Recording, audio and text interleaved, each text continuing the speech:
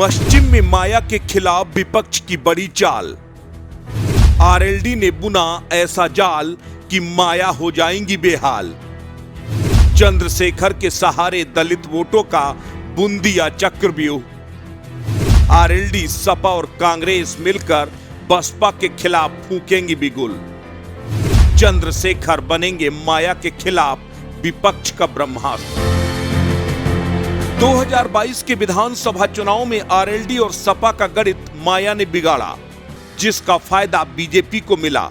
लेकिन अब माया के खिलाफ आरएलडी ने एक ऐसा चक्रव्यूह भी तैयार किया है, उसके बाद माया की नींद हराम होना लाजिमी है। मायावती को सबसे बड़ा झटका देते हुए दलित वोट बैंक में सेंधमारी करने की विपक्ष ने रणनीति तैयार की है।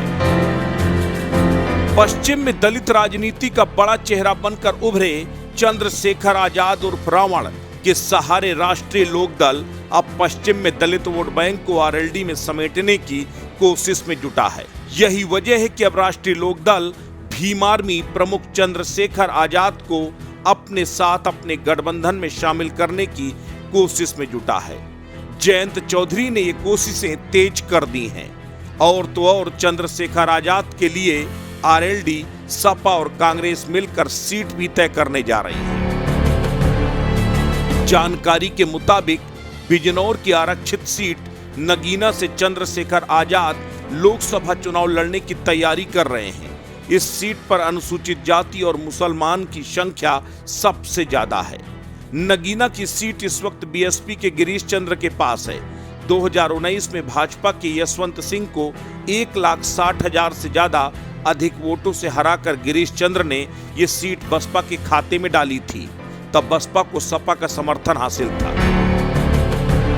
लेकिन इस बार बीएसपी को पश्चिम से बाहर करने के लिए आरएलडी, सपा मिलकर प्लान तैयार कर रहे हैं। इस प्लान के मुताबिक इंडिया गठबंधन में चंद्रशेखर की एंट्री होगी। कांग्रेस, सपा, आरएलडी मिलकर चंद्रशेखर की पार्टी के लिए कुछ सीटें खाली करेंगे।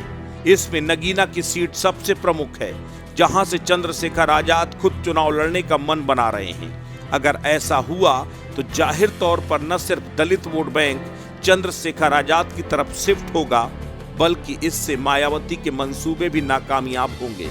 बसपा सुप्रीमो मायावती के लिए सबसे बड़ा झटका चंद्रशेखर आजाद का नगीना सीट से चुनाव लड़ना है, क्योंकि नगीना और आसपास की लोकसभा सीटों पर बीएसपी का कब्जा है। और अगर चंद्रशेखर वहां से चुनाव मैदान में उतरते हैं तो कई सीटों को प्रभावित करेंगे। इतना ही नहीं, मायावती ने पश्चिम को लेकर जिस तरह के समीकरण तैयार किए हैं, चंद्रशेखर आजाद माया के वो समीकरण ध्वस्त कर सकते हैं।